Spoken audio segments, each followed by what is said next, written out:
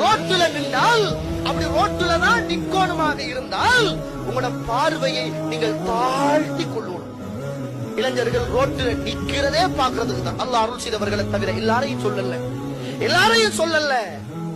அல்லாஹ் அருள் செய்தவர்களை தவிர இளைஞர்கள் ரோட்டுல வருவதும் பைக் எடுப்பதும் சுற்றுவதும் பாப்பாவுக்கும் உம்மாவுக்கும் இல்லாத அக்கறை டியூஷன் நடக்கிற இடத்துல பிள்ளைகளை பாதுகாக்கிறதுல நம்மட இந்த வாலிப பிள்ளைகள் சரியான கெட்டிக்காரர்கள். அப்பா கூட்ட வந்து கச்சிதமாக கவனமாக போற வரைக்கும் இவர ஆத்ம சாந்தி நல்லாவே வராது. இவருக்கு நிம்மதி இல்லை.